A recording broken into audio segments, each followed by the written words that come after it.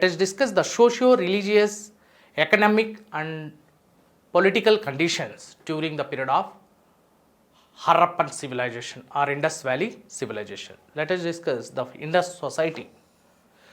So basically the Indus society was comprised of four classes. Number one, peasant class, peasantry, peasant class association. And number two, merchant class association. And number three,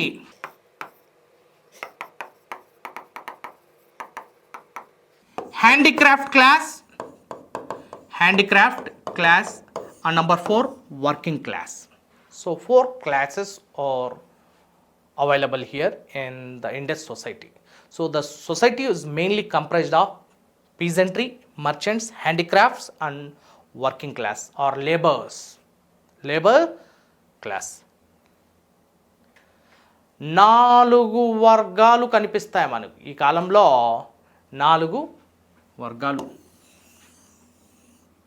Sindhu సమాజంలో నాలుగు వర్గాలకు సంబంధించిన ప్రజలు కనిపిస్తుంటారు. అందులో ముఖ్యంగా పీజంట్రీ, రైతాంగం, వ్యవసాయదారులు అంటుంటాం తెలుగులో. నోట్ ఇట్ డౌన్, పీజెంట్స్ వ్యవసాయదారులు. రైట్, మర్చెంట్స్ వ్యాపారదారి వర్గం, వ్యాపారదారులు. ఎలైట్ సెక్షన్స్ కూడా ఇందులోకే వస్తారు. హ్యాండీక్రాఫ్ట్స్ చేతి వృత్తుల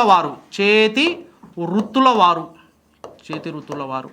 అదేవిధంగా వర్కింగ్ క్లాస్ శ్రామిక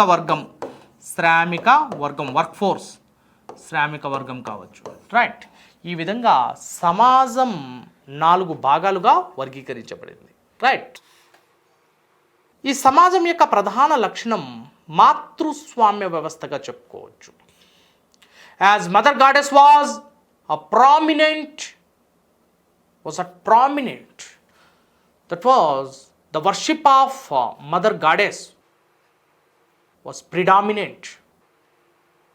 ప్రధానంగా స్త్రీ ఆరాధన, ముఖ్యంగా మాతృదేవత ఆరాధన జరిగింది కాబట్టి ఈ సమాజాన్ని కూడా మాతృస్వామ్య వ్యవస్థగా చెప్పుకోవచ్చు. Right, matriarchal society means mother is head of the family. Matriarchy, what is the meaning of matriarchy? Mother is the head of the family. So this can be considered matriarchal society, matriarchal based society. మాతృస్వామ్య వ్యవస్థ, మాతృస్వామ్య సమాజానికి చెందింది సింధు సమాజం అని చెప్పొచ్చు. కారణం ఏంటంటే స్త్రీ సృష్టికి, సౌభాగ్యానికి మూలంగా మాతృదేవతారాధన కొనసాగింది. మాతృదేవతారాధన ఘనంగా వరదిల్లింది కాబట్టి మాతృస్వామ్య వ్యవస్థ ఈ కాలంలో ఉండొచ్చు అంటూ సర్ జాన్ మార్షల్ అభిప్రాయపడ్డాడు. This is only the opinion, but we don't know what exactly happened. We are not getting the absolute information, but we cannot draw the conclusion based on this opinion. ఏదైనా జరిగి ఉండొచ్చు, కాకపోతే ఒక opinion మాత్రం మనకు ఏమంటున్నారంటే John martial మాతృస్వామ్య వ్యవస్థకు ఈ సమాజం చెందుతుంది, మాతృస్వామ్య వ్యవస్థకు అంటూ ఒక ఒపీనియన్ ఇచ్చాడు. So based on that opinion, so Indus society is purely based on matriarchal system, మాతృస్వామిక వ్యవస్థకు చెందినది. Number 2, and this is purely matriarchal based society. Matriarchy, మాతృస్వామ్య సమాజం, మాతృస్వామిక సమాజంగా చెప్పుకోవచ్చు ఇండస్ సొసైటీని. నెక్స్ట్ నంబర్ 3, సింధు సమాజం యొక్క ప్రధాన లక్షణాల్లో మనం చర్చించుకోవాల్సిన అంశం ఏంటంటే వర్గ ప్రాతిపదిక సమాజమా లేదా వర్ణ ప్రాతిపదిక సమాజమా లేదా కుల ప్రాతిపదిక సమాజమా అనేది మనం చర్చించుకోవాలి. అసలు వర్గ ప్రాతిపదిక, కుల ప్రాతిపదిక సమాజానికి మధ్యనున్న తేడా ఏంటి, దీనిని మనం గమనించాలి. So Indus society is mainly based on class system, వర్గ ప్రాతిపదిక సమాజం.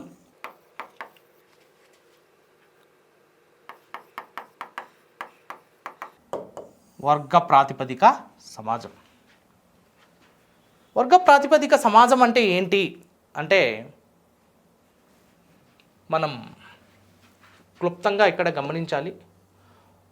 వర్గ వ్యవస్థ లేదా వర్ణ వ్యవస్థ, క్లాస్ సిస్టమ్ అంటున్నాం దీన్ని. Class system, class based system, class system. వర్ణ లేదా కుల cost system, cost system. See the differences between class and the caste system. Class and the caste system. Class versus the caste system. What is the basic difference between class and caste system? So this Indus society is mainly based on class system. It describes the society was comprised of 4 classes based on their economic status, like peasants or farmers, next merchants, next handicrafts and laborers or workforce. This is only based on economic status. Class system అనేది right వారి ఆర్థిక స్థితిగతులపై ఆధారపడి విభజించబడుతుంది. But cost is not like that. Cost system రక్తానికి పవిత్రతను ఆపాదించడం జరుగుతుంది. వేదకాలంలో రక్తానికి పవిత్రతను ఆపాదించడం జరుగుతుంది. ఒక దిగువ వర్ణానికి చెందిన, దిగువ కులానికి చెందిన, దిగువ వర్ణానికి చెందిన వ్యక్తిని వివాహం ఆడడం నిషిద్ధంగా భావించబడింది. అంటే ఒక స్త్రీ తన దిగువ కులానికి చెందిన పురుషుడితో వివాహం ఆడడం నిషిద్ధం. అంటే రక్తానికి పవిత్రతను ఆపాదించడం జరిగింది. బ్లడ్కి ఒక sanctity, there was some sort of sanctity was applied strictly to the blood system. అంటే రక్తానికి పూర్తిగా పవిత్రతను ఆపాదించి కుల వ్యవస్థ యొక్క లక్షణాన్ని చొప్పించడం జరిగింది సమాజంలో. ఎవరి కాలంలో? మలివేద కాలంలో ప్రారంభమైంది. But Indus society was purely class based society. Now for example there are 4 classes: Brahmins, Kshatriyas, Vaishyas and Shudras. Let us discuss the difference between class and caste. Same classes were emerged into caste: Brahmin caste, Kshatriyan caste, Vaishyan caste and Sudran caste. బ్రాహ్మణ, క్షత్రియ, వైశ్య, శూద్ర అనే 4 classes అంటే వర్ణాలు కావచ్చు లేదా వర్గాలు కావచ్చు. ముఖ్యంగా బ్రాహ్మణుడు అనేవాడు పురోహితుడు. క్షత్రియుడు అనేవాడు యుద్ధవీరుడు, యుద్ధాలు చేసేవాడు, యుద్ధవీరుడు. రైట్. వైశ్య వ్యాపారం చేసేవాడు, వ్యాపారి. శూద్ర సేవకుడు లేదా వ్యవసాయదారుడు, వ్యవసాయం చేసుకునేవాడు. రైట్. ఇవి based on their occupations, economic status or their professions or occupations. Their professions or occupations. Class system is associated. కంప్లీట్గా వారి యొక్క వృత్తులపై వారి యొక్క ఆర్థిక వ్యవస్థ స్థితిగతులపై ఆధారపడి ఉంది క్లాస్ సిస్టమ్. కానీ కాస్ట్ సిస్టమ్ చూడండి, ఒక పురోహితుడు బ్రాహ్మణుడుగా మారిపోతున్నాడు, ఒక యుద్ధవీరుడు క్షత్రియుడుగా మారిపోతున్నాడు, లేదా ఒక పాలకుడు క్షత్రియుడుగా మారుతున్నాడు, ఒక వ్యాపారి వైశ్యుడుగా మారిపోతున్నాడు, ఒక వ్యవసాయదారుడు శూద్రుడుగా ఉంటున్నాడు. అంటే వ్యవసాయం చేసేవాడు బ్రాహ్మణుడు అవ్వడానికి అవకాశం లేదు. ఇక్కడ క్లాస్ సిస్టంలో మనం గమనిస్తే there are social mobilities from upward to downwards and downwards to upward. From downward to upward, upward to downward and downward to upward. Social mobility is allowed in the class system. See here, a priest can change his position easily. Right, a priest can take or can adapt the position of a kshatriya, but changing his profession. A Brahman can shift his position while shifting his profession, while changing his profession. ఇక్కడ బ్రాహ్మణుడు యొక్క వృత్తి పురోహితుడు, ఈ బ్రాహ్మణుడు క్షత్రియుడుగా మారే అవకాశం ఉంటుంది క్లాస్ సిస్టంలో. ఎలా? తన యొక్క పురోహిత వృత్తిని వదిలి యుద్ధాల్ని చేస్తూ, తన యొక్క పురోహిత వృత్తిని వదిలి యుద్ధాల్ని చేస్తూ, పురోహిత వృత్తిని వదిలి యుద్ధాల్ని చేస్తూ ఈ బ్రాహ్మణుడు క్షత్రియుడుగా మారచ్చు. అదే ఒక క్షత్రియుడు యుద్ధ వృత్తిని వదిలి యుద్ధాలు చేయడం ఆపి సేవకుడుగా మారే అవకాశం ఉంటుంది, లేదా వ్యవసాయదారుడుగా మారే అవకాశం ఉంటుంది. ఎందులో? క్లాస్ సిస్టంలో. అంటే సామాజిక చలనాలు అందుబాటులో ఉన్నాయి. Social mobility is allowed in the class system. A Brahman can shift his position, can change his position while changing his profession or occupation.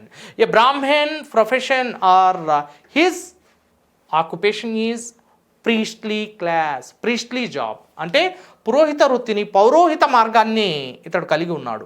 ఈ పౌరోహిత వృత్తిని వదిలి యుద్ధవీరుడుగా మారచ్చు, లేదా వ్యవసాయం చేసుకొని ఒక శూద్రుడుగా మారే అవకాశం ఉంటుంది ఈ బ్రాహ్మణుడికి. అదే ఒక శూద్రుడు వ్యవసాయాన్ని ఆపి రైట్ వేద విద్యను అవలంబిస్తూ రైట్ పౌరోహిత వృత్తిని స్వీకరించి బ్రాహ్మణుడిగా మారే అవకాశం ఉంటుంది. ఎందులో? క్లాస్ సిస్టంలో. అర్థమవుతుందా? But in the cost system, coming to the cost system, this social mobility is strictly prohibited and it is not allowed. More over it is not allowed. ఎలా అంటే కాస్ట్ కుల వ్యవస్థకు వచ్చేసరికి ఒక బ్రాహ్మణుడు బ్రాహ్మణులాగే బతకాలి, ఒక క్షత్రియుడు క్షత్రియుడిలాగే బతకాలి. రైట్, క్షత్రియుడు బ్రాహ్మణుడు కావడానికి అవకాశం ఉండదు, బ్రాహ్మణుడు శూద్రుడు కావడానికి అవకాశం ఉండదు, ఈ శూద్రుడు క్షత్రియుడు అవ్వడానికి అవకాశం ఉండదు. So the social mobilities from upward to downward and downward to upward is strictly prohibited and this is not allowed, and this social mobility is no longer existed, right, and this is strictly prohibited. అర్థమవుతుందా? ఇక్కడ బ్రాహ్మణుడు బ్రాహ్మణులాగే, క్షత్రియుడు క్షత్రియుడిలాగే, వైశ్యుడు వైశ్యుడిలాగే, శూద్రుడు శూద్రుడిలాగే కొనసాగాలి. అంటే ఒక స్థానం నుంచి మరొక స్థానానికి చలనం చేసే సామాజిక చలనాలు అనేటివి ఇక్కడ నిషేధించబడ్డాయి. చాలా కఠినమైన నియమ నిబంధనలతో కూడిన కుల వ్యవస్థ ఆవిర్భావం జరిగింది. Right, cost system is first time strictly, effectively and efficiently enforced and implemented, and some kind of complex and rigid nature can be seen in the class system, and this first time mentioned in the Rig Veda Purusha Sukta. పురుష సూక్త అనే మండలంలో, పదవ మండలమైన ఋగ్వేదం యొక్క పదవ మండలంలో కనిపిస్తుంది కుల వ్యవస్థ. And Manusmriti is also one of the text which mention about the cost system. బ్రాహ్మణ లోకానాం వివృద్ధర్మ్యం, బ్రాహ్మణ క్షత్రియ వైశ్య శూద్రానాం బ్రహ్మ ముఖ ఉర, ముఖ బాహు ఉర అండ్ పాదత చ నివర్తయేత్. లోక కళ్యాణం కొరకు బ్రాహ్మణ క్షత్రియ వైశ్య శూద్ర అనే కులాలు బ్రహ్మ యొక్క వివిధ భాగాల నుండి ఆవిర్భవించాయి. బ్రహ్మ ముఖభాగం నుంచి బ్రాహ్మణుడు, భుజస్కంధాల నుంచి క్షత్రియుడు, ఉరః భాగం నుంచి పొట్ట భాగం నుండి తొడల భాగం నుండి ఒక వ్యాపారస్తుడు, మరియు పాదాల భాగం నుండి ఒక శూద్రుడు ఆవిర్భవించినట్లు మనుస్మృతి తెలియజేస్తుంది. సో బ్రాహ్మణ క్షత్రియ వైశ్య శూద్రానాం లోకానాం వివృద్ధర్మం, బ్రాహ్మణ క్షత్రియ వైశ్య శూద్రానాం బ్రహ్మ ముఖ ఉర బాహు ఉర అండ్ పాదత చ నివర్తయేత్. రైట్, ఎనీహౌ మనకి వేదకాలం నుంచి ఈ కఠినమైన నియమ నిబంధనలతో కూడిన సమాజం ప్రారంభమైంది. కానీ సింధు కాలంలో అటువంటి కఠినమైన నియమ నిబంధనలు లేవు. చాలా ఉదారమైన సమాజం, liberal society, no complexed and rigid nature. Coming to amusements.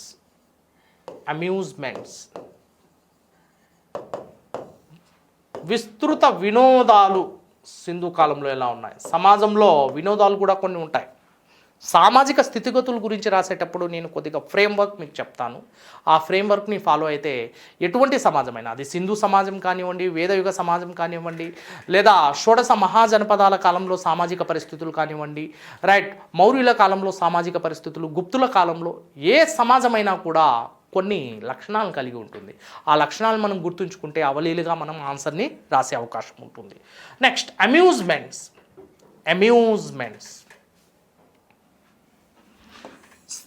నృత్యం చేయడం అనేది సింధు కాలంలో ఒక వినోదంగా, కాలక్షేపంలో వీరు చేసే ప్రధాన అంశంగా చెప్పుకోవచ్చు. రైట్, వినోదాల్లో భాగంగా సింధు ప్రజలు నృత్యానికి, సంగీతానికి ఎక్కువగా ప్రాధాన్యతనిచ్చినట్లు మనకి ఎక్కడ తెలుస్తుందంటే, మొహంజోదారో ప్రాంతంలో లభ్యమైన ఒక నాట్యగత్య విగ్రహం నృత్యం చేస్తూ ఒక డిఫరెంట్ టైప్ ఆఫ్ పోజ్, ఇలా నడుము మీద చేయి పెట్టి అద్భుతమైన ఒక పోజ్ని ప్రదర్శిస్తోంది. రైట్, ఈ నాట్యగత్య బొమ్మ విగ్రహమే, కాంశంతో చేసిన ఈ విగ్రహమే మనకి ఆ కాలంలో నృత్యానికి సంబంధించిన ఆనవాళ్ళు తెలియజేస్తుంది. నెక్స్ట్, అదేవిధంగా ఒక పురుషుడి విగ్రహం, నాట్యం చేస్తున్న పురుషుడి యొక్క ప్రదర్శన కూడా మనకి హర్రప్పా ప్రాంతంలో కనిపిస్తుంది. పురుషుడి యొక్క బొమ్మ, నాట్యకత్తె బొమ్మ మొహంజోదారోలో ఎలా అయితే కనుగొనబడిందో, అదేవిధంగా హర్రప్పా ప్రాంతంలో కూడా ఒక పురుషుడు నాట్యం చేస్తున్నట్లుగా ఒక బొమ్మ కనుగొనబడింది. ఈ విధంగా ఈ నృత్యం అనేది వీరి యొక్క సాంస్కృతిక వికాసంలో, వినోదాల్లో అంతర్భాగంగా ఉందనడంలో ఎటువంటి సందేహం లేదు.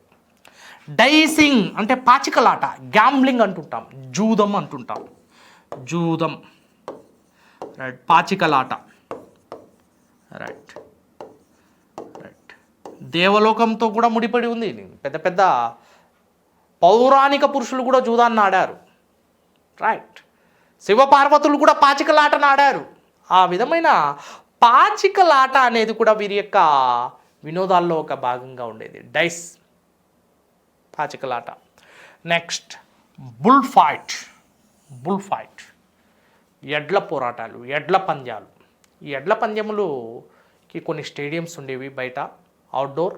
రైట్, అక్కడ ఎడ్లను వదిలి ఎడ్లతో పోరాటం చేసే ఈ సాహసాన్ని సింధు ప్రజలు గొప్ప రీతిలో ప్రదర్శించారు. నేటికి ఇది జల్లికట్టు రూపంలో మన తమిళనాట ద్రవిడ సంస్కృతిలో భాగంగా కొనసాగుతుంది, జల్లికట్టు రూపంలో. Right, till today this can be seen in the extreme southern part of India. Right, చూడండి, సింధు సమాజం అంతమై ఉండొచ్చు, సింధు నాగరికత అంతమై ఉండొచ్చు, కానీ సింధు సామాజిక లక్షణాలు ఏవైతే ఉన్నాయో అవి నేటికి సజీవంగా మన సమాజంలో కొనసాగుతూనే ఉన్నాయి, ఏదో మూలాన, ఏదో కోశాన. రైట్, ఆ విధంగా బుల్ ఫైట్ అనేది ఎప్పుడో సింధు ప్రజలు ప్రారంభిస్తే అది నేటికి జల్లికట్టు రూపంలో తమిళనాట ప్రదర్శించబడుతుంది. అదేవిధంగా కాక్ ఫైట్, కోడి పందెములు అంటుంటాం. ఈ సంక్రాంతి సమయంలో కోడి పంద్యాలను ఆంధ్ర తీరంలో, రైట్, ఆంధ్ర ప్రాంతంలో ఎక్కువగా కోడి పంద్యాలను ప్రదర్శిస్తున్నారు. So this is also one of the beautiful culture adapted from our ancestors Harrappans, and this resembles the ancient culture of our Harrappans. Right, so ancient culture of Harappan is beautifully reflected in the present day of society in the form of jallikattu and in the form of cock fighting in the Andhra and Tamil Nadu regions. అందుకే వీటిని ద్రవిడ ప్రాంతాలు అంటుంటాం, ద్రవిడ భాషలు కూడా అంటుంటాం. తెలుగును ద్రవిడ భాష అని, తమిళ్ని కూడా ద్రవిడ భాష, మలయాళం, కన్నడ ఇవన్నీ ద్రవిడ భాషలుగా గుర్తించబడ్డాయి. రైట్, ద్రవిడ సంస్కృతిలో ఇది ఒక భాగం. నెక్స్ట్, అదేవిధంగా పడవ పంద్యాలు, బోటింగ్. సో బోటింగ్ అనేది నదీ తీరాల్లో ప్రతి ఒక్క నగరం నెలకొంది కాబట్టి ఆ నదుల్లో బోటింగ్ రేస్లను పెట్టుకుంటున్నారు.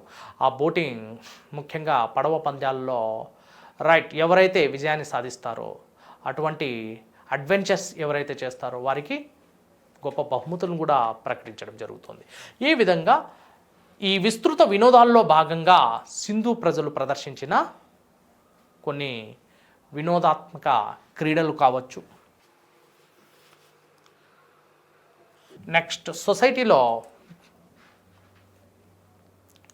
కొన్ని వారి యొక్క ఆహారపు అలవాట్లు, వాటి గురించి మనం చర్చించుకుందాం. Food habits. ఆహారపు అలవాట్లలో ఫుడ్ హ్యాబిట్స్. సింధు ప్రజల్లో మాంసాహారులు ఉన్నారు మరియు శాకాహారులు. Both vegetarians, non vegetarians were lived. ముఖ్యంగా వెజ్లో సింధు ప్రజలు ఆకుకూరలు,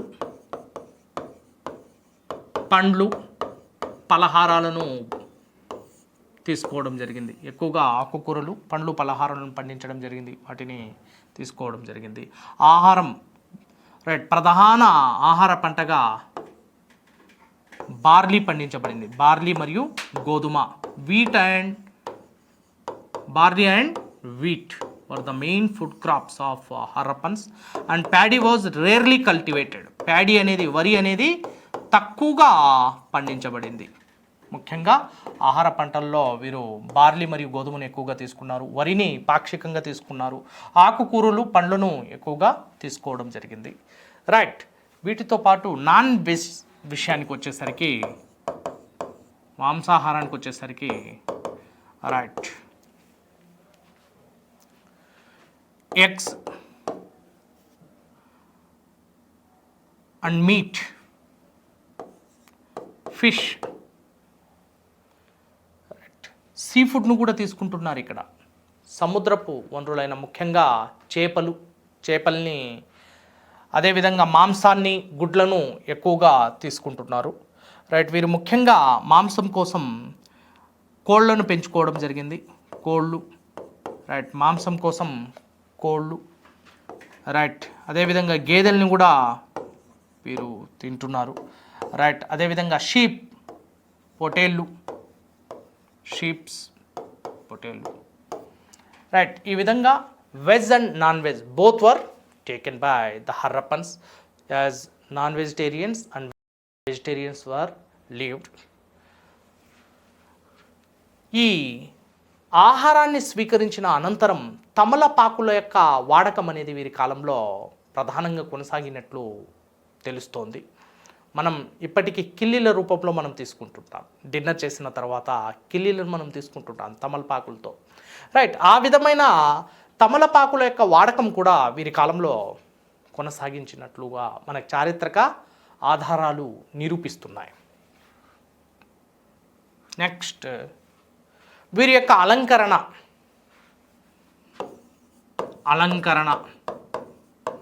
వస్త్రధారణ, డ్రెస్సింగ్ ఎలా ఉంది? The way that they dress, mainly the women section of the Indus society, they had saris. చీరకట్టు సాంప్రదాయం అంటుంటాం. ఈ చీరకట్టు సాంప్రదాయం, నేటి ఈ చీరకట్టు సాంప్రదాయం అనేది ఎక్కడ దీనికి బీజాలు పడ్డాయంటే మన సింధు నాగరికత కాలంలోనే చీరకట్టు సాంప్రదాయానికి బీజాలు పడ్డాయి. So women wore saris while the men wore dhoti and shawl. పురుషులు ధోతిని మరియు షాలువను ఎక్కువగా ఉపయోగిస్తున్నారు. టర్బన్, తలపాగను పెట్టుకుంటున్నారు. షాలువా. రైట్. అదేవిధంగా ధోతి, గోచెను కట్టుకోవడం ఈ సింధు కాలంలో పురుషులు యొక్క వస్త్రాధరణలో అంతర్భాగంగా కొనసాగింది. నెక్స్ట్, అదేవిధంగా అలంకరణకు వచ్చేసరికి ఈ సింధు స్త్రీలు ముఖ్యంగా మేకప్ కిట్లను ఉపయోగించినట్లుగా మనకి పలు ప్రాంతాల్లో లభ్యమైన పురావస్తు తవ్వకాల్లో లభ్యమైన వస్తు అవశేషాలు నిరూపిస్తున్నాయి. అందులో ముఖ్యంగా హర్రప్పా ప్రాంతంలో దువ్వెనలు కావచ్చు, కాంస్యంతో చేసిన దర్పణాలు అంటే అద్దాలు, bronze mirrors and combs, and mainly the bronze dancing girl indicates different styles of haircuts. ఆ కాలంలో భిన్న కేశాలంకరణ పద్ధతులు, హెయిర్ స్టైల్, కేశాలంకరణ కావచ్చు. రైట్. అదేవిధంగా కేశాలంకరణతో పాటు సౌందర్య లేపనాలను ఉపయోగించినట్లుగా మనకు తెలుస్తుంది. సౌందర్య లేపనాలు like lipstick, right. The evidences of lipsticks were found from Chanhudaro and the evidences of makeup kits were recorded from Harappa. Harappa ప్రాంతంలో బయలుపడిన మేకప్ కిట్లు కావచ్చు, అదేవిధంగా ఈ చన్హుదారో ప్రాంతంలో బయలుపడిన లిప్స్టిక్, అదరాలను అందంగా అలంకరించుకునే రైట్ ఈ సామాగ్రిని ఉపయోగించినట్లు, అదేవిధంగా ముఖాన్ని వర్ణాన్ని పెంచుకునే సామాగ్రిని, సౌందర్య సామాగ్రిని, లేపనాలను ఉపయోగించినట్లుగా మనకి తెలుస్తోంది. రైట్. ఈనాటి స్త్రీలను ఏమాత్రం తీసిపోకుండా, తగ్గకుండా సింధు ప్రజలు అద్భుతమైన అలంకరణ పద్ధతులను ప్రదర్శించారు. They had given lot of importance to the makeup. And let us discuss their ornaments and jewelry items. Sindhu ప్రజలు ముఖ్యంగా ear rings, finger rings, anklets and nose ring, bangles, anklets, beads, necklace, different types of ornaments were used, jewelry items were used by Harappans. Sindhu స్త్రీలు ముఖ్యంగా, స్త్రీ పురుషులు ఇరువురు year రింగ్స్ని, finger రింగ్స్ని ఉపయోగించారు. స్త్రీలు ముఖ్యంగా నెక్లెస్ని ఉపయోగించారు. For example, bronze dancing girl had a necklace, beautiful chain, right.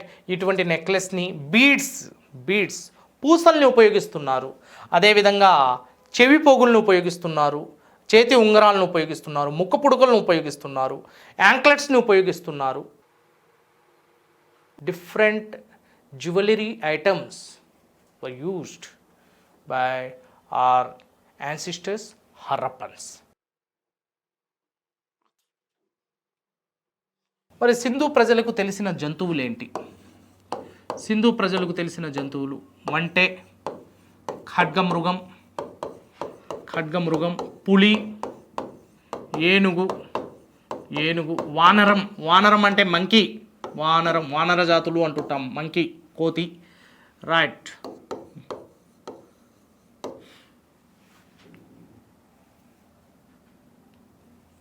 బర్రె, ఎద్దు,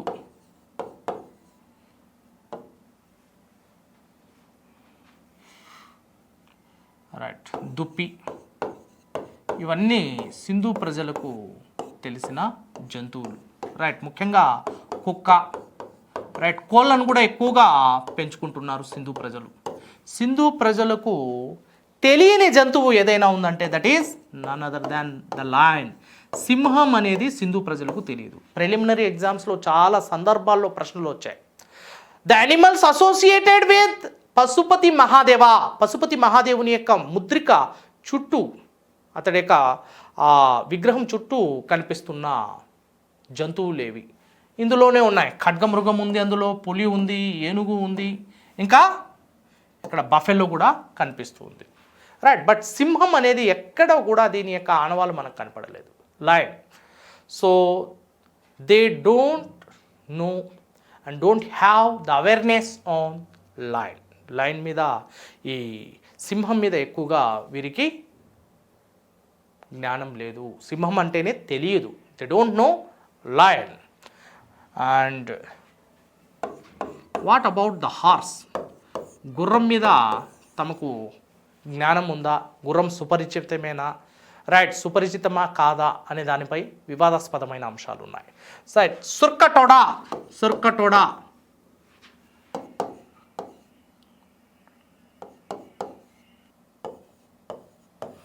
Surkotoda is located in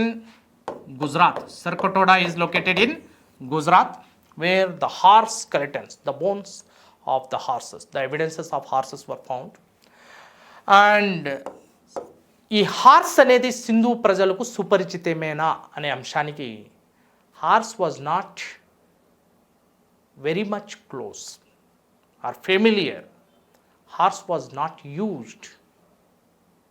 But horse was known by Harrappans. Though horse was there, but horse was not in use in the daily life of the Harrappans. గుర్రం యొక్క అవశేషాలు కనుగొనబడినప్పటికీ గుర్రాన్ని దైనందిక జీవితంలో నిత్య జీవితంలో ఉపయోగించిన సాక్ష్యాధారాలు మనకి లభ్యం కావడం లేదు. This is also one of the important observation. Right, ఎక్కువగా ఇక్కడి నుంచి వస్తుంటుంది. సింహం అనేది సింధు ప్రజలకు తెలియదు. రైట్, మిగిలిన అన్ని జంతువులు తెలుసు. గుర్రం అనేది కొద్దిగా వివాదాస్పదంగా ఉంది. గుర్రపు అవశేషాలు కనుగొనబడినప్పటికీ సుర్కటోడా ప్రాంతంలో, గుజరాత్లో, కానీ గుర్రం అనేది దైనందిక జీవితంలో ఉపయోగపడినట్లు ఆనవాళ్ళు లేవు. Though the horse skeleton was found at Surkotada, Gujarat state of India, but horse was not the daily use of the Harappans. ఇక మనకి సింధు ప్రజలకు తెలిసిన లోహాలు, ముఖ్యంగా ద మెటల్స్ అండ్ మిశ్రమ లోహాలు, the alloys used by Harrappans. First, silver, copper, tin, gold, ivory. Right, ఇది ఏనుగు దంతాలతో చేస్తున్న సామాగ్రిని ఐవరీ అంటాం. సింధు కాలంలో ఎక్కువగా ఉపయోగించబడింది Ivory. Right, that metals, that silver, వెండి, రాగి, తగరం మరియు సువర్ణం, బంగారం సింధు ప్రజలు విరివిగా ఉపయోగించినట్లు మనకి దాఖలాలు కనిపిస్తున్నాయి. రైట్, వీరి యొక్క ఎక్స్పోర్ట్స్ అండ్ ఇంపోర్ట్స్లో మనం దీన్ని చర్చిద్దాం. అయితే సింధు ప్రజలకు తెలియని ఏకైక లోహం దట్ ఈస్ ఐరన్. ఇక్కడ కూడా మీకు ప్రశ్నలు వస్తుంటాయి. హర్రప్పన్స్ డోంట్ నో ఐరన్, ఇనుము అనే లోహం అనేది సింధు ప్రజలకు తెలియదు. ఇనుమును కనుగొన్నది క్రీస్తు పూర్వం 1000వ శతాబ్దంలో. రైట్, హర్రప్పా నాగరికత ఎప్పుడు అంతమవుతుంది? 1750లో పతనావస్థకు చేరుకొని 1500లో పరిపూర్ణంగా పూర్తి స్థాయిలో అంతమైంది. మరి ఇనుమును ఎప్పుడు కనుగొంటున్నారు? క్రీస్తు పూర్వం 1000లో కనుగొంటున్నారు, 1000వ శతాబ్దంలో. అంటే సింధు ప్రజలకు ఇనుముకు సంబంధించిన పరిజ్ఞానం లేదు. ఇనుము అనేది సింధు ప్రజలకు తెలియదు. అసలు అప్పటి వరకు ఇనుమును ఆవిష్కరించలేదు. ఏదో మలివేద కాలంలో ఇనుమును కనుగొనడం జరుగుతుంది తూర్పు భారతదేశంలో. అప్పటి వరకు ఇనుప నిక్షేపాలు ఎక్కడ కూడా బయలుపడలేదు. Right, so the iron ores were discovered during the later Vedic phase in the 1000 BC. Up to this 1000 BC, no one knows the iron ore. ఇనుప లోహాన్ని ఎవరు కూడా ఉపయోగించలేదు, ఎవరికి తెలియదు. అందుకే సింధు ప్రజలకు తెలియని ఏకైక లోహం అనే ప్రశ్నలు వస్తుంటాయి ఈ ఎగ్జంప్షన్స్ మీద. ఐరన్. సింధు ప్రజలకు తెలియని జంతువు సింహం. ఇలాంటి ప్రశ్నలు కూడా మనకి తరచూ వస్తుంటాయి.